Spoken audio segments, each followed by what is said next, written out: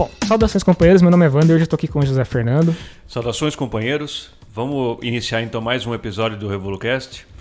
Essa pauta vai ser voltada mais para uma análise das últimas coisas que estão acontecendo aí, uma análise mais voltada também para as pré-candidaturas aí das próximas eleições. A gente fez uma seleção de assuntos que envolvem basicamente dois temas principais, né? A questão do Guilherme Boulos e da reportagem do PCO, que eu achei que é bastante relevante a gente trazer aqui. Hoje, inclusive, a gente está gravando ao mesmo tempo que o Rui está fazendo análise política da semana e está explicando, né? O Rui Costa Pimenta, presidente do PCO, está explicando justamente as repercussões do que aconteceu. A gente vai meio que fazer a mesma coisa, só que do nosso ponto de vista, né? Não vai repetir as mesmas informações, até porque eles têm um ponto de vista bem mais privilegiado, porque estavam dentro do ocorrido.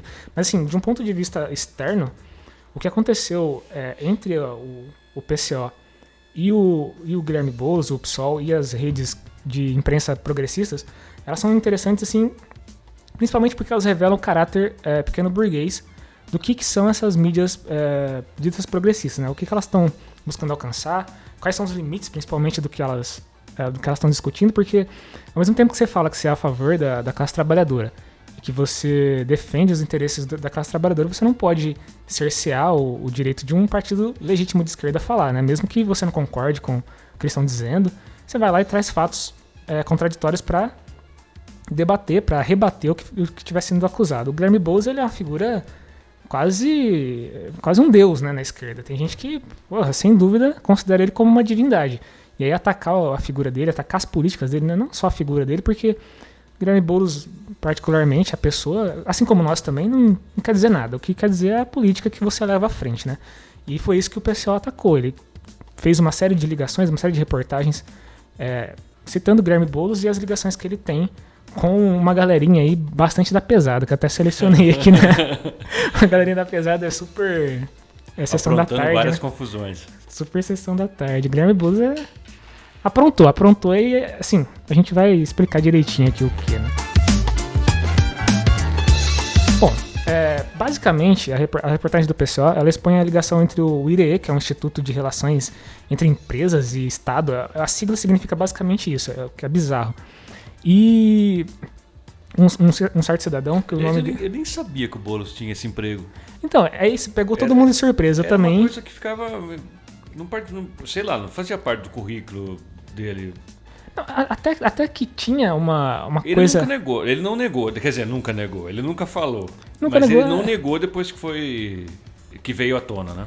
Até porque ele tá sempre acompanhado de um cidadão chamado Walfrido Vard, que é o dono desse instituto, né? Com quem ele... para quem ele trabalha, inclusive. Você é um cara meio de família burguesa, não é? Um cara... Não sei se é um filósofo, é um cara meio de... É um advogado. É uma figura de esquerda. Ele se diz uma figura progressista, né? E que tá a favor das causas de esquerda.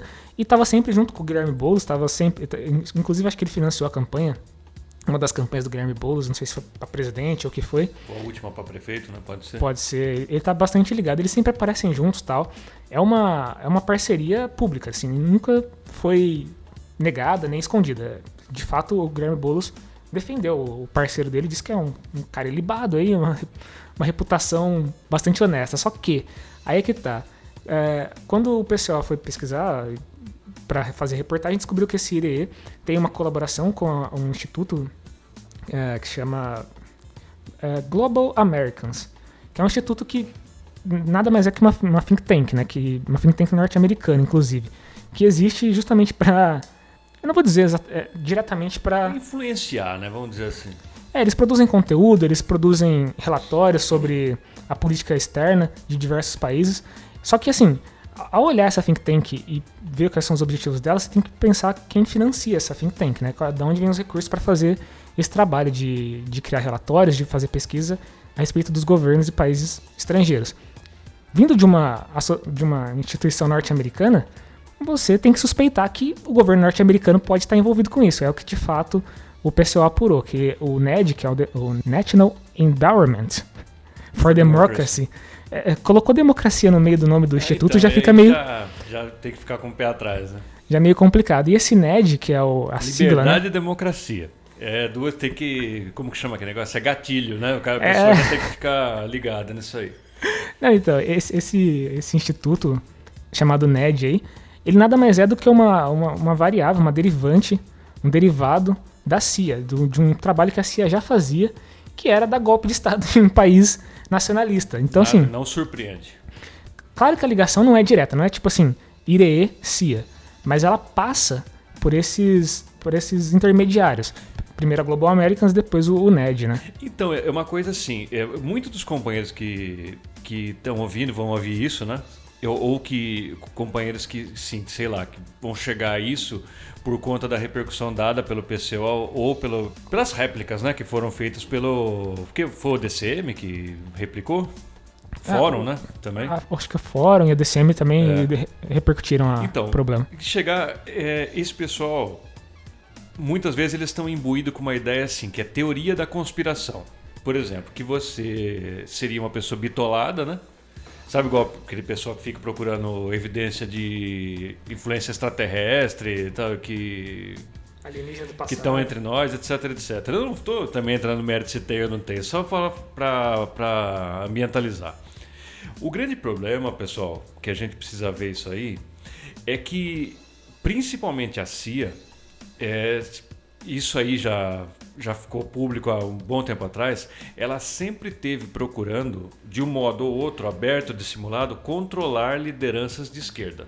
Uhum. Principalmente em áreas periféricas, como é aqui a América Latina.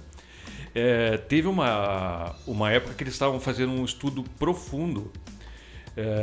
Não sei quanta gente tem conhecimento sobre isso aí, mas saiu há um bom tempo já na mídia. Eles fizeram um estudo muito profundo da obra do Michel Foucault.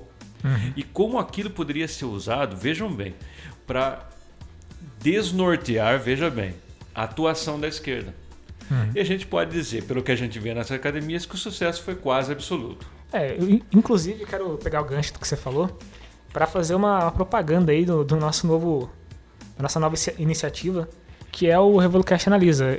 Acho que semana passada, retrasada, foi o último episódio que a gente lançou. E eu escrevi um texto sobre o Silvio Almeida e sobre o livro dele Racismo Estrutural. Justamente uma das influências principais do Silvio Almeida é justamente Michel Foucault. Ele substitui a questão da luta de classes por uma interpretação idealista que o Foucault deu, não materialista, do problema da raça, né, e da questão da opressão de raça. Então, a pesquisa deles está em pleno andamento, pleno desenvolvimento, eles já estão aplicando esses conhecimentos. Mas então, isso aí que é interessante. Essa questão do Guilherme Boulos e esses institutos que são, vamos dizer assim, não aparelhados, porque não sei se é o caso, mas influenciados insidiosamente por essas organizações, né? Igual essa NED ou tem outros abertamente de direita, como não é o caso dessa, não estou dizendo que é de direita isso aí, uhum. Mas como Students for Liberty, que a gente já citou aqui diversas vezes, né, que inclusive é financiado pelos irmãos Koch, que o pessoal que tem dinheiro investido em petróleo. A ideia de controlar lideranças de esquerda, vocês já devem ter ouvido isso muito, formar pessoal da nova política, isso eles têm muito caro isso aí, porque assim, pessoa igual Lula precisa acabar. Lula, Evo Morales, o finado Hugo Chávez. Sim.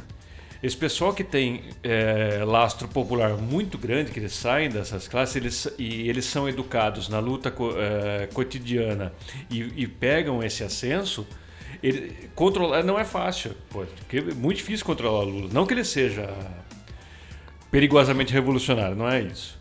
É que é mais difícil controlar ele do que você ir moldando o cara do começo, como parece, veja bem, parece que estão fazendo com o Boulos. Eles estão criando uma liderança, mais ou menos do jeito que eles querem. E o Boulos, desde sempre, eles participam de algumas coisas meio controversas, que são bastante direitistas de certo ponto de vista, como o Não Vai Ter Copa, por exemplo, que aconteceu em 14, né? Inclusive, uma reportagem do PCO cita essa questão do Não Vai Ter Copa, E aponta que ela foi financiada, todos aqueles comitês populares, eu acho que chama. Isso eu não sabia, fiquei surpreso. Fiquei bastante surpreso também de ver que foram financiados pela Ford, Fundação Ford, né?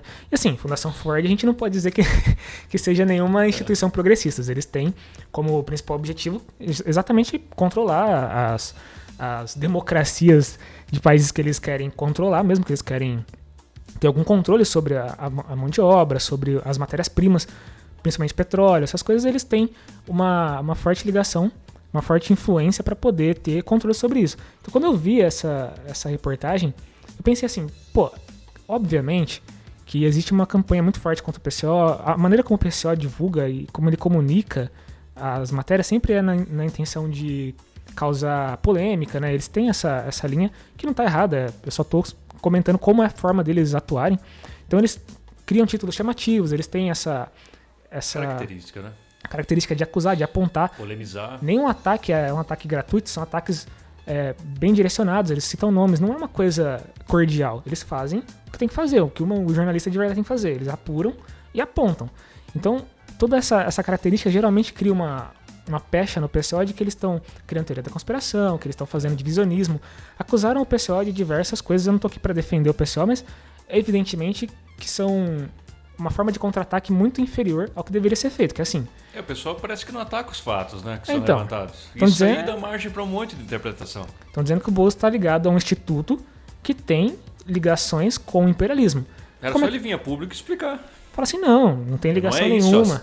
Vocês apuraram errado, tá aqui. Exato, mas ao invés disso, o que o Boulos fez não foi nem negar nem confirmar nada, ficou tergiversando, não deu nenhuma declaração contundente a respeito de como funciona o Instituto, de como é as ligações do Instituto com essa corja imperialista. E o pior de tudo ainda é que os diretores, segundo a reportagem do PCO, desse IRE, eu vou ler aqui a lista de 3 que são assustadores. Primeiro deles, Raul Jungmann, que é o ex-ministro do Fernando Henrique. Carimba. Foi do governo do Vampiro também. Também, participou do governo golpista do Temer, né?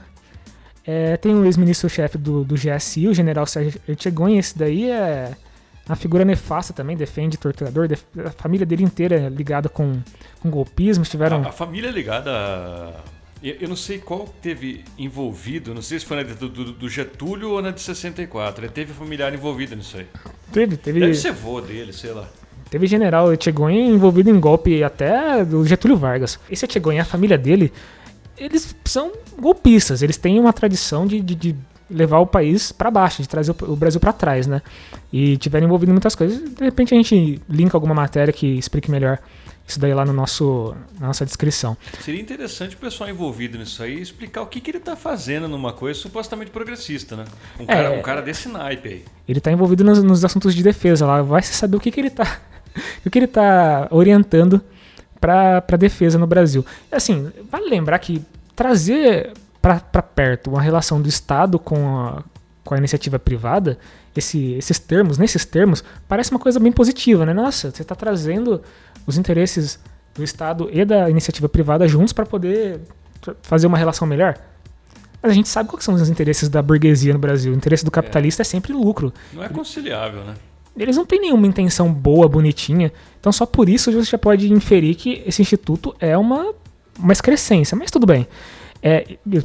Bom, temos aqui 2 golpistas já citados que estão integrando o instituto que o Boulos faz parte. E o terceiro... E pelo menos esse Ertegun é um direitista de 4 costados, né? Esse daí só de ponta cabeça. E o terceiro, Leandro Daiello, que é o chefe da Polícia Federal durante o golpe de 2016. Esse é o cara que estava junto das operações que estavam... Grampiano, presidente, tudo fazendo essas coisas democráticas, né, aliás? São coisas bonitas. E junto com esses 3 amiguinhos aí tá o senhor Guilherme Boulos. Então, assim, a partir disso, o que a gente pode concluir que a intenção do PCO foi apontar que o Boulos, na verdade, ele não serve a esquerda, ele não serve os trabalhadores, ele é alguém que está a serviço dos inimigos Se ele não é diretamente um inimigo do povo, ele está a serviço dessas pessoas, o que é muito problemático. Então, se você faz parte de um partido de esquerda, que teoricamente está para defender os interesses populares do Brasil, se aliar a essas pessoas é no mínimo um defeito. Então, é estranho, é uma ligação meio obscena, né? Porque precisaria ver, o Boulos é um dirigente de um movimento massivo como é o MTST, O pessoal lá não parece muito preocupado com essas relações aí. Não sei se eles não se sentem ameaçados de primeira hora, mas não era o caso de ligar o alerta, pelo menos indagar ele publicamente o que ele está fazendo no meio desse pessoal aí, Etchegoin, esse... A gente não... A gente tem um resultado bastante claro do que é essa influência de think tanks e instituições estrangeiras pode causar no Brasil. Por um nome só, que eu vou citar aqui, que é a Tabata Amaral. Eu não sei se vocês lembram, a gente citou no episódio passado, de uma gravação que teve de um banqueiro que estava falando com outros banqueiros, outro pessoal do mercado financeiro, sobre qual que era a perspectiva política para o Brasil em 2022. Que é aula de política de classe. Exatamente, o cara estava citando várias personalidades da política nacional, entre elas citou a Tabata Amaral como uma liderança de esquerda que ele aprova, que ele acha positiva para substituir os esquerdistas atuais. Precisa dizer alguma coisa a mais? Mais nada, né? Então, a Tabata Amaral é uma excrescência dessas think tanks. Ela é uma funcionária do Lema, né? Exatamente. O cara dono da Ambev. E as think tanks que financiam a instituição de onde ela saiu, que eu esqueci o nome agora, né? É uma que até o Luciano Huck é ligado, não é? Sim, sim. Que também é para formar novas lideranças, exatamente nesse perfil aí. Mas veja bem, ela saiu lá como um expoente de uma nova cara da esquerda, etc e tal. Aliás, que a gente entrou em debate com isso, com artigos, né? Na época fomos achincalhados. O pessoal que viu, as poucas pessoas que leram, que conseguiram, mas bateram sem dó. Tempos depois, como a história é muito cruel, ela ensinou esse pessoal pela pior via, né? Exatamente. Aí começou os cornos da Tabata Amaral a falar que tinha sido traído, que traído nada, vocês não observaram. Exatamente. O pessoal chamou a atenção, não foi só a gente que tirou o artigo, muita gente tirou. Tava na cara.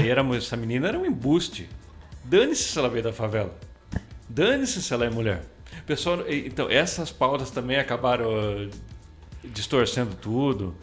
Não, é o efeito do identitarismo na discussão política, né? A gente ataca uma determinada política que é levada por uma pessoa que é da favela, que é uma mulher, porém não significa que ela seja da classe trabalhadora, que ela defenda os interesses da classe trabalhadora. Ela pode até falar que ela defende qual que era a plataforma dela? Educação? Acho que era basicamente educação. Nada pela educação. O que ela fez foi tirar a aposentadoria da turma, aprovar tudo que é reacionário que o governo Bolsonaro põe em pauta, ela vota junto. Exatamente. Então, daí você julga, se alguém tiver... Eu acho que hoje o pessoal não tem mais essa coragem, mas quem tiver coragem de falar que essa cidadã é de esquerda, precisa de uma grande dose de cara de pau, né? Não. Aliás, eu tô com uma coisa entalada na garganta, que assim, eu queria lançar um artigo virulento em algum jornal aqui da nossa região para atacar uma figura determinada que se tornou vereadora num partido chamado Partido Liberal, PL. Nossa, eu sei quem é. Sabe quem é? Eu não vou citar agora porque eu tô pensando se eu vou fazer esse ataque, mas eu tô... Olha, tá... É uma Tabata Amaral interiorana. Exatamente. Assim, não desconfio das intenções dela, não acho que ela seja uma pessoa maligna, porém, ela está no partido que vai filiar agora, recentemente, nada mais nada menos do que Jair Bolsonaro. Complicado, né? É uma pessoa que foi ovacionada pela esquerda aqui em Santa Bárbara, né? A esquerda falou, nossa, que vitória, puta que pariu, temos aqui uma vereadora que vai nos representar e tudo mais. E até agora também não fez grandes bostas, assim, acompanha o trabalho para saber o que faz. E, nossa senhora, eu vou falar pra você que... Ela não entra nem em rota de colisão com aquele histriônico fascista que tem aí? Não, o Corá, que eu vou citar aqui, ele é uma pessoa que ele precisa tomar um pouco de cuidado. Não só porque ele pesa quase 1 tonelada, como porque o que ele fala atrai a atenção de pessoas que já me disseram, assim, em confissão, que tem uma vontade extrema de moer aquele gordo na porrada, cara. Vou te falar uma coisa, ele tá em risco, cara, em risco grave, não só pelo colesterol, né, altíssimo, como também porque ele tá falando umas merdas aí, fica esbravejando... Não, o cara é uma... coisas idiotas. Caricatíssimo. Se ele não fosse... Porque o que ele leva a cabo é perigoso, né? Se não fosse perigoso, a gente tinha um bom alvo para dar risada, né? Mas não é. Exatamente. O cara é perigoso, se envolveu lá com outros caras também. É complicada a situação. A nossa política regional aqui, assim o que eu tô citando essa pessoa, essa vereadora, porque ela também tem exatamente o mesmo perfil. Ela tá sendo apoiada por uma esquerda que se ilude facilmente com essas figuras identitárias aí. Mulher, jovem, etc. Exatamente. E ela se associou a um grupo de pessoas também do nível que o Guilherme Boulos se associa hoje em dia, tá ligado? Isso é gente da pior qualidade, inimigos do povo, gente que deve ser combatida e não deve fazer parte da fileira da esquerda de maneira nenhuma. A gente tá... Inclusive, vou citar outra pessoa que entrou nas nossas fileiras da esquerda. Esse daí foi empurrado com uma pressão que eu até assustei. Você me mandou o vídeo, fiquei abismado que nada mais nada menos, companheiros, que nós temos entre nós agora o camarada Sérgio Moro. Então... Foi chamado de comunista pelo Ricardo Salles, né? Ricardo Salles. Foi chamado de comunista. A cubana, que saiu de Cuba fugida lá das condições precárias de Cuba para o Brasil, né? Disse que ele não é um comunista exatamente, ele é de centro-esquerda. Meu Deus do céu. Você me mandou esse vídeo. Análise completamente psicodélica, né? Eu perdi o sono, assim, por umas 2 horas eu fiquei matutando isso. Falei, caralho, companheiro Sérgio Moro. Aliás, um tópico aqui, né? Precisa falar dele. A gente vai chegar nele, mas assim, pra concluir essa confusão, esse samba do crioulo doido que a gente tá envolvido, da política nacional, a gente precisa separar muito bem o joio do trigo, né? A gente brinca aqui do companheiro Sérgio Moro, mas tem que fazer uma linha divisória, porque, porra, me respeita, porra, eu leio Capital, eu leio ideologia alemã, eu estudo pra caralho, faço podcast, milito, vou em protesto. Aí os caras me jogam o Sérgio Moro que... Na mesma... Joga eu e o Sérgio Moro no mesmo lugar, porra. Vai ficar difícil, o cara não... Isso é estranho. Vou parar de ler essas porra, velho. Vou começar a ir pra Jovem Pan lá e ficar pagando pau pra... Pra aqueles retardados lá. Mas enfim, o que a gente quer... O ponto que eu quero chegar aqui, que a gente quer deixar muito bem claro, é que as relações, elas determinam muitas vezes a ideologia e o direcionamento da política que a pessoa vai levar. Se você está num partido liberal, se você está num partido ou está associado a liberais, a capitalistas, a sua política vai ser diretamente influenciada por essas pessoas. Não vai conseguir fazer muita coisa fora disso, não. Exatamente. Isso é inadmissível na esquerda, né? A gente não pode... Aí fizeram um contra-ataque dizendo assim, mas o Lula fez acordo com gente da Odebrecht, ele fez... colocou de vice o Michel Temer, a Dilma tinha ministro banqueiro, uma série de contra-acusações para dizer assim, não, tá no mesmo nível o que faz o Guilherme Boulos com o que fez o governo Lula e o governo Dilma. Só que assim, gente, o Boulos não é presidente. A proporção é diferente. Quando você é presidente, você lida com essas pessoas, você querendo ou não. E você tá numa posição melhor para negociar. Você não é um funcionário daqueles caras, você não trabalha para eles, você pode se impor a sua política. É diferente de quando você... Foi feito pelo PT. Exato, é diferente de quando você é financiado diretamente por essas pessoas, apadrinhado por essas pessoas, e essas pessoas exercem uma influência direta na sua política. Aí, meu amigo, o que você vai fazer quando você tiver o poder é um reflexo direto de quem construiu esse poder junto com você, né? Olha a Tabata. Exatamente. A Tabata não foge... Acho que ela vai morder a mão que alimentou ela? Não vai fugir da ideologia do Lema. Ela começa a votar coisa ali contra a pauta da reforma trabalhista, que, aliás, gerou, né, zilhões de emprego. Tá bom? Ficou bom lá. Por aí. O cara liga pra ela e fala assim, viu, você tá louca? Vou cortar sua mesada. mesada. Você quer que eu corte aí? Você quer que eu tire? Ou senão que eu cobre o meu investimento aí? É aquela velha máxima, né? Diga com quem tu andas e te direi quem és. É uma coisa aí meio cristã, mas vou ter que concordar. Dá pra concordar. Bom, a segunda repercussão dessas reportagens do PCO foi que o Rui foi limado de uma participação que ele tinha no DCM.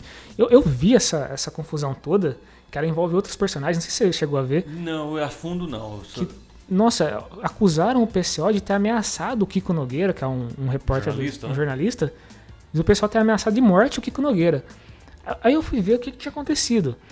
O Augusto Constantini, ele participou de um programa do PCO e estava rebatendo críticas que o Kiko tinha feito a ele. E falou assim, não, a gente está rastreando pessoas como você para que quando surgir a oportunidade a gente possa cobrar de vocês o que vocês estão fazendo, que é, segundo o que o Constantini disse, né, que é trazer para trás a esquerda, que é causar o retrocesso do movimento da esquerda. Falou de forma bastante enfática. Parece uma ameaça, não? Bom, simultaneamente a essa fala, o Rui foi cortado do programa do DCM, acusado de ter concordado com a fala do Augusto Constantini, e foi atribuído ao PCO a ameaça de morte. Eu vi essa live no dia que aconteceu. dos caras falando que o Kiko foi acusado, foi ameaçado de morte, queria tomar as providências, talvez até processar o PCO. Eu olhava aquilo e falava, mas não é possível que isso seja uma imprensa de esquerda, cara. Os caras falando de processo, de processar um partido de esquerda por uma fala de um ativista que não é do partido, que também é uma fala que não é uma ameaça de morte. Então, assim... E mesmo que fosse, o partido só estava dando oportunidade de falar, não estava afiançando cada palavra que ele falava. O partido não assinou embaixo do que ele disse e, assim, também não foi uma ameaça de morte. Esse é o grande ponto. Mas, assim, a repercussão disso me deixou bastante... É complicado. Esse pessoal, eles são da esquerda pequeno-burguesa, desses órgãos. Eu não estou falando assim se prestam ou não prestam o que eles fizeram. Eles prestam serviços legais, trazem reportagens boas e tudo mais. Só que esse pessoal... Eu vou trazer aqui um assunto bem rapidinho. Tem um jornalista chamado Breno Altman. Acho que era 247.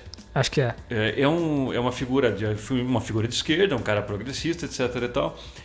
Tempos atrás, aí, por causa de uma polêmica sobre... Eu não sei se você está sabendo disso. A biografia do Lula, escrita pelo Fernando Moraes. Não. Que vai ser em 2 volumes e tudo mais. O pessoal, lógico, como acontece com qualquer obra de livro, o pessoal já pirateou e já jogou na internet. O Breno Altman teve um ataque de pelanca. Chamou os caras de bandido. É um PDF que saiu, né? De ladrão, que estão roubando os direitos autorais do cara. Foi para uma pessoa de esquerda, foi miseravelmente deprimente. Nossa. Falou que isso aí merecia processo, se não pode pagar o livro, não pode fazer isso. Livro, assim, deve custar uns 90 pau o negócio. Que é um livro, são caríssimos. São caros, são biografias caras, né? Fizeram isso com o livro do Marighella, do Mário Magalhães, o cara não falou nada. Porque quanto mais gente conhecer a obra, é legal, viu? Muita gente vai comprar. Bibliotecas vão comprar, universidades vão comprar. Da onde o cara não vai morrer de fome. O Fernando Moraes não tá morrendo de fome, viu? O cara foi secretário de Educação em São Paulo. Tudo bem que quando o diabo era menino, mas foi. Ele era um escritor consolidado, viu? Ficar chorando como se o cara fosse um miserável, tá precisando disso aí pra ir na feira comprar coisa pra ele comer. Cria um pouco de vergonha na cara, que é isso? Agora, veja só, o cara tá lá querendo... Ele tem 100 conto na mão, ou ele paga conta de luz para não cortar a luz da casa dele, ou ele compra a biografia do Lula, ou ele pega de PDF. Ele vai pegar o PDF, você tá retardado, meu? Nossa, que coisa patética. Eu achei deprimente. Então, esse pessoal da esquerda, eles dão umas deslizadas muito feias. A respeito de pirataria, eu tenho que falar que eu tive acesso a muita informação quando eu era estudante que eu não teria se não fosse pirataria, se não fosse PDF. Hoje eu tenho os 3 volumes da Boitempo do Capital de Marx lá em casa, porque quando eu era estudante lá na Unimap, eu tive acesso ao PDF antes, eu li, vi que era bom e quis ter o volume físico depois. Eu tenho diversos livros, tenho centenas de livros físicos. Sim. Porque eu quis, de uma hora na minha vida eu tive a oportunidade de comprar. Mas, viu, tenho também vários PDF, tenho vários livros em formato EPUB, né? Eletrônico, né? Viu? E leio mesmo. E acabou, bicho. Se foda. Não tem isso aí. Eu entendo. Deu a taquinha. Como que o cara vai garantir a vida dos filhos? O cara tem 80 anos. Que filho dele? Os filhos dele já são adultos aposentados, pô. Todo mundo já recebe aposentadoria. O Breno Altman, ele podia ter passado sem isso tranquilo, cara. É complicado assim. Passou vergonha. Eu sou completamente a favor de piratear até, porra. Viu, piratear até o Lula, se quiser. Então, isso aí é um reflexo do alto preço que a cultura tem no país. Exato. Viu, o cara faz um disco, lança o disco por 100 conto. O cara vai pegar o MP3, pô. Tá certo. O cara lança um livro lá, uma série de livros, cada um custa 150. Viu? Para não deixar. Então você quer que ninguém tenha acesso? Só você e o seu mundinho ideal aí de pequeno burguês? Que é isso, cara? Eu acho que tinha que ter vergonha de falar isso aí. Que isso? O cara não acabou de mostrar que ele não tem conhecimento de classe nenhum. É igual esses caras aí querendo processar partido político de esquerda. É ridículo isso aí. Nossa, você vai jogar no judiciário treta que podia ser resolvida entre vocês ali. Fala, pô, não gostei do que você falou, eu vou tirar um artigo aqui. Exatamente. Ó, aqui, assim, eu vou tirar um artigo falando que você acusou o cara, você ameaçou o cara. Não. Esse negócio de perseguir adversário político é coisa de capitalistas. Fizeram isso com Marx, fizeram isso com Lenin, fizeram isso com uma série de revolucionários aí que não podiam ficar no país. Por quê? Se eles ficassem, eles eram presos e mortos pelo regime político. Esse é o tipo de política que a direita faz, não a esquerda. Então, se você tá usando da justiça burguesa para atacar um adversário político de esquerda, denota que você, na verdade, é um direitista, né? Não tem outra forma de interpretar esse tipo de ataque. Não, se você não for, você está tomando uma atitude bem direitista. Tem que se garantir nas palavras, nos argumentos, porra. É assim que a esquerda trabalha, ou deveria, né? Hoje em dia também tá foda.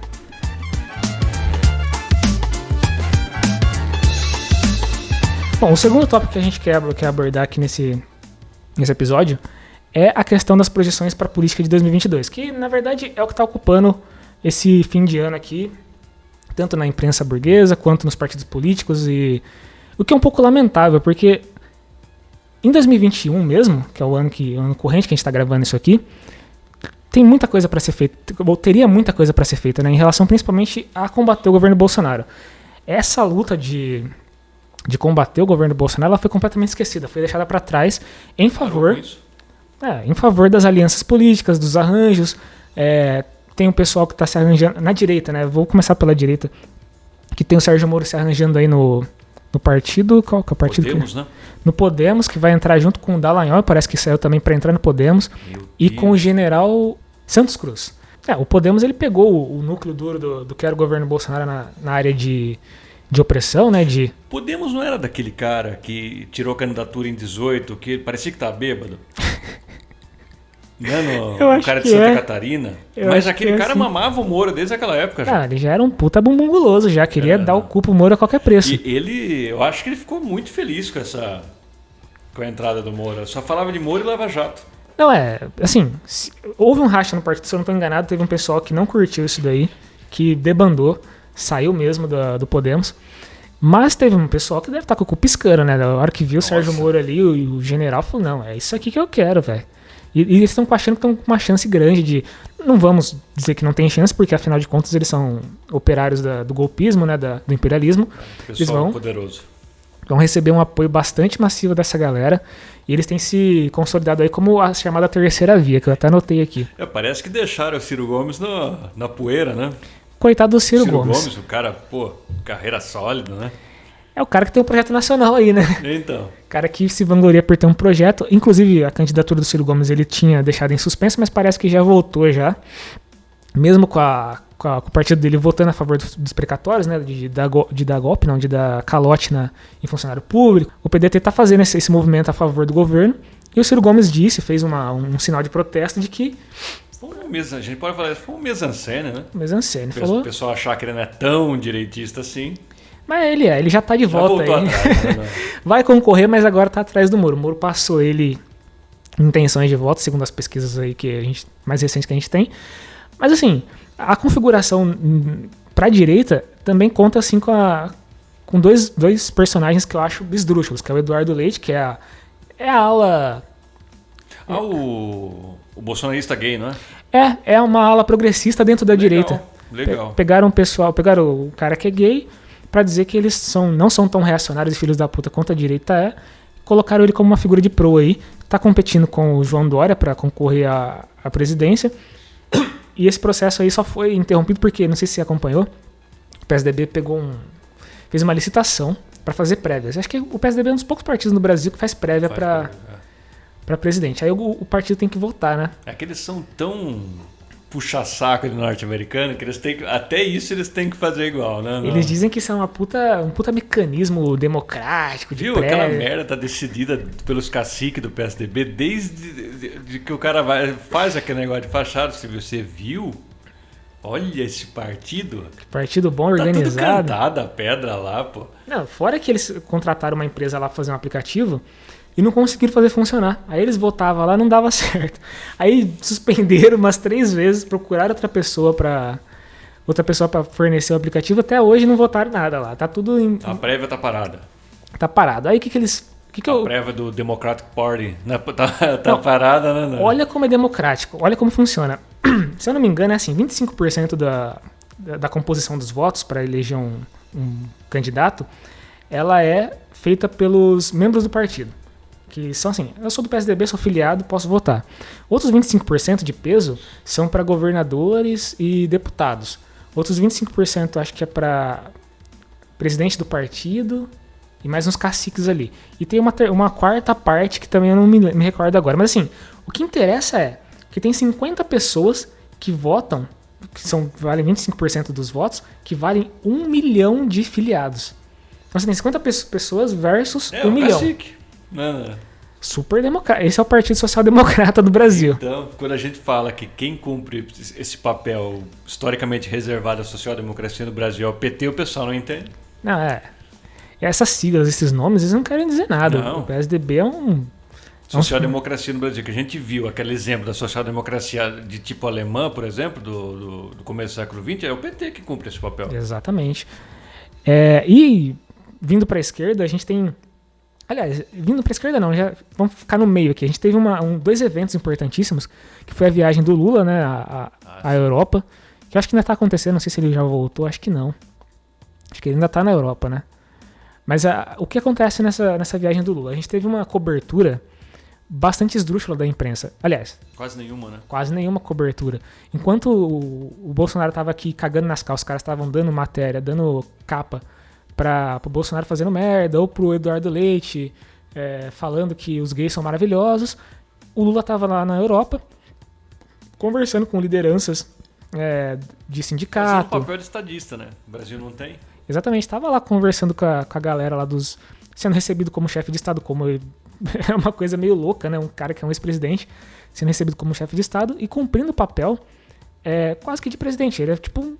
Não, porque se o Bolsonaro, nessa coisa que a gente sempre falou que a candidatura dele foi uma coisa de improviso, o pessoal foi lá, vai esse mesmo, todo mundo montou no Fusquinha, conseguiram ganhar, né? Claro, prendendo o Lula. Uhum. Mas assim, todo mundo sabe que o cara é um monstro, ridículo. Eu vi, isso aí não vi em jornal de esquerda não, eu tava vendo uma mulher falando na Globo News, da recepção que ele teve, dessa última vez que ele saiu, eu não lembro porque o que ele foi fazer. O Bolsonaro foi fazer no exterior. Uhum. Parece que ninguém ficava perto dele. Ninguém. Diz que o único cara que estava perto dele uma vez e ele estava tentando conversar, falar com o cara negócio de preço de gasolina, era o Edrogão, o turco. Diz que o cara olhou para ele, olhou pro intérprete, saiu de... Que bom que ele passou vergonha. O cara é tratado como um leproso. Não. Ele não tem nenhuma habilidade de diplomática, nem social. Ele é um animal. Ele não tem capital político para isso. É um cara que vivia atrás de miliciano aí no Rio. O Bolsonaro... É que a gente vê como foi improvisado. Por exemplo, o Fernando Henrique era um desgraçado de um direito, mas ele tinha ali o meio-campo dele, era um cara que era bem chegado diplomaticamente com alguns países com os quais ele era mais alinhado, ele virava e mexia, estava atrás do Bill Clinton lá. Uhum. Mas esse Bolsonaro aí, meu Deus do céu, parte da burguesia deve morrer de vergonha. A burguesia geralmente ela prepara um candidato, né? Ela pega um cara lá que eles acham que eles consideram que seja um representante legítimo da burguesia. Tipo o Fernando Henrique, professor, falava francês, então eles falam assim, olha que legal. Ele vai conseguir lidar com esses caras da burguesia internacional, vai conseguir ter um diálogo com eles. O Bolsonaro não consegue ter diálogo nem com a... Sei lá, não consegue. O cara é incompetente. É difícil. Mas assim, em paralelo com isso, a gente teve uma repercussão, essa sim, muito alardeada pela imprensa, do que o Lula falou do assunto da semana passada, do Revolucast, que foi a Nicarágua do Daniel Ortega. Ele falou exatamente o que a gente disse. Ele falou, velho, vocês estão aí tacando pau no Daniel Ortega, enquanto tem a Angela Merkel há 20 anos aqui na Europa, governando impunemente, ninguém fala nada sobre ela. O que ela pode, né? Por que ela pode, os companheiros sul-americanos não podem? Maluco, isso daí virou uma celeuma, na esquerda e na direita. O nego falou, nossa, como pode? O Moro teve a coragem de tirar um Twitter, eu acho, falando que, olha só, que flerte com o autoritarismo que foi essa fala do Lula. Viu, esse cara aí, que ele é cara de pau, a gente sabe mesmo. Viu, O cara prendeu com lastro internacional um cara que estava concorrendo às eleições. Quem é ele para falar de golpe, pô? Ele é um Esse cara golpista. É um golpista de primeira hora, ele tinha que estar preso. Em qualquer país que se levasse a sério, ele era para estar preso. Não, e é exatamente o que a gente falou na semana passada. O grande medo da direita é que a esquerda se consolide como uma força hegemônica. Então, quando o cara dá uma declaração que pareça qualquer coisa desse tipo, eles já falam em autoritarismo. Não, opa, isso é autoritário. Defender que uma liderança de esquerda fique 30 anos no poder, sem que a gente possa pegar o nosso pedacinho aqui da riqueza. O nego treme a pensar nisso.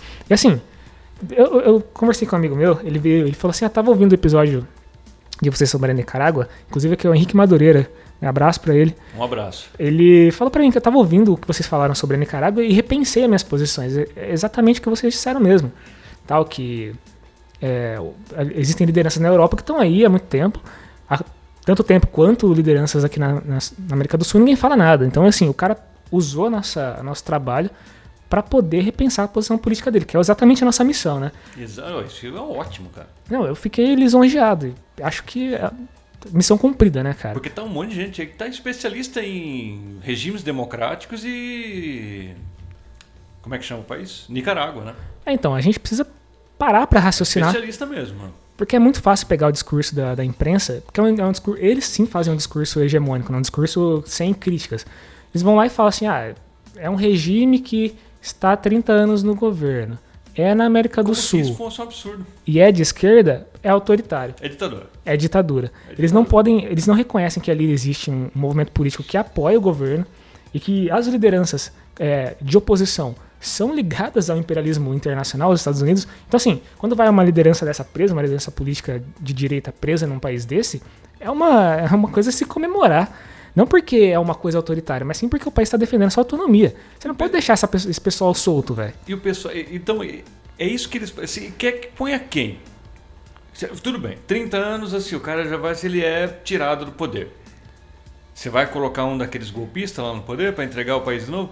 É que o pessoal não entende isso aí. Se você conversa com o pessoal, você vê o argumento e fala assim, não, mas não é democrático.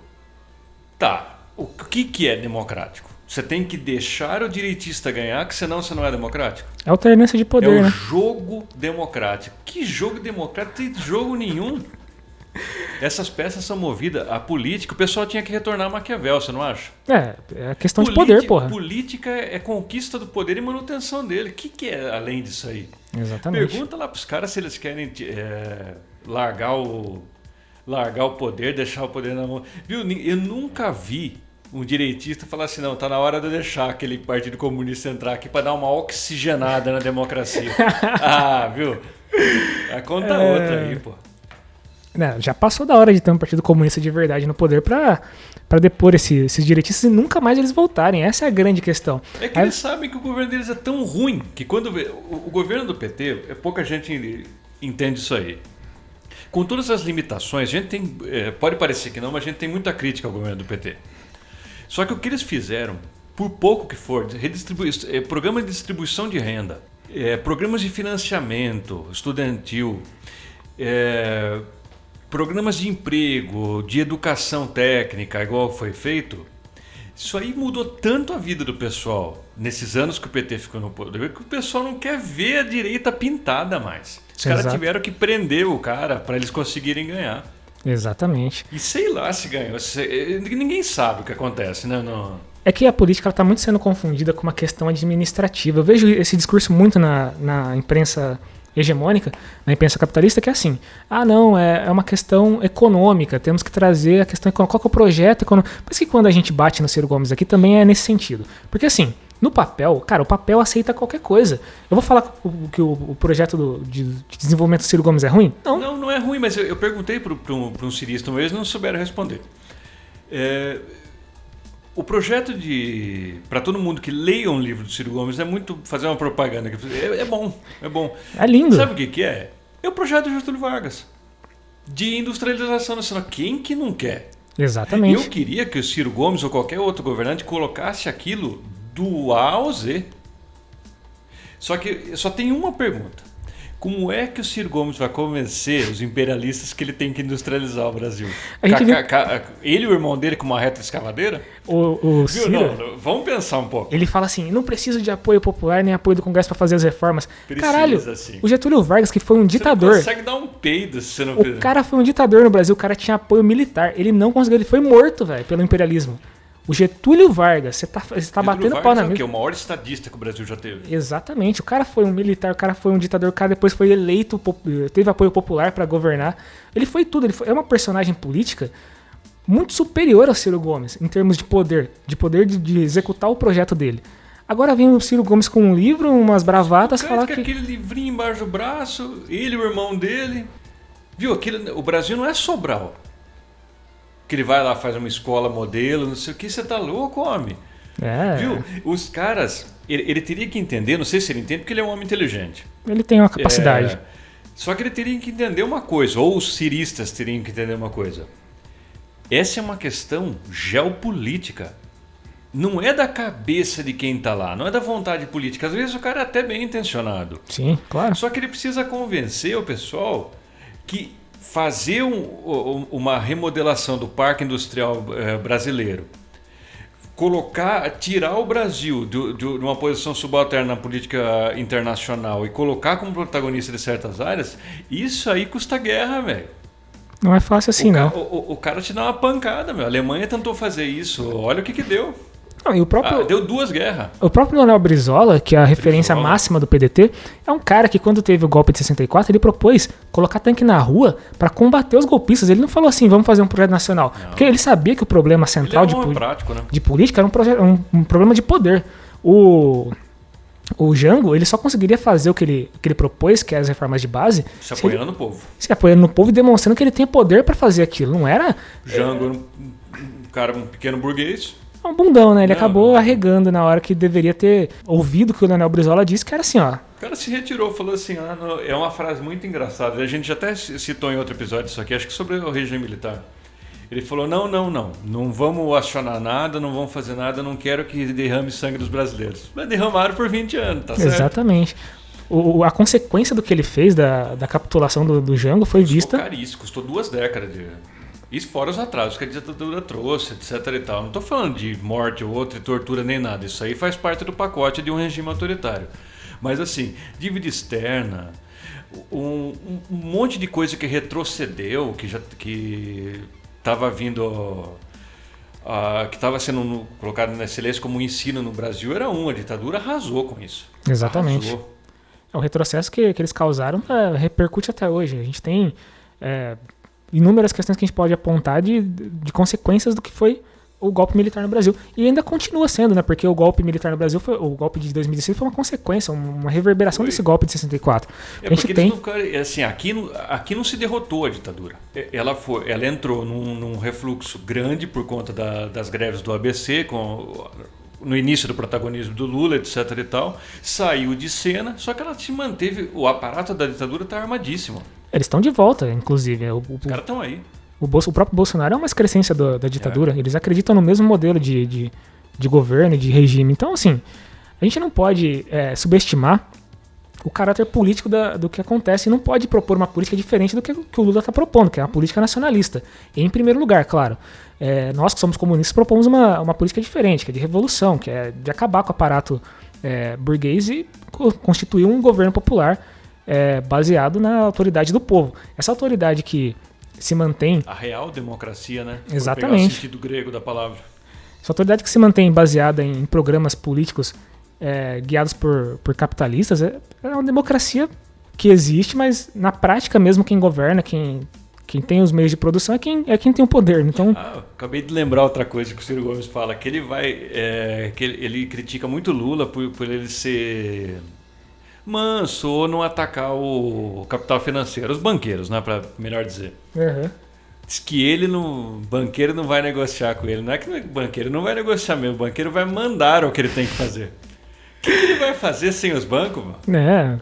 Caralho, os caras mandam em todo o setor da economia do país. Bom, então acho que a gente chegou à nossa conclusão aqui dos nossos raciocínios.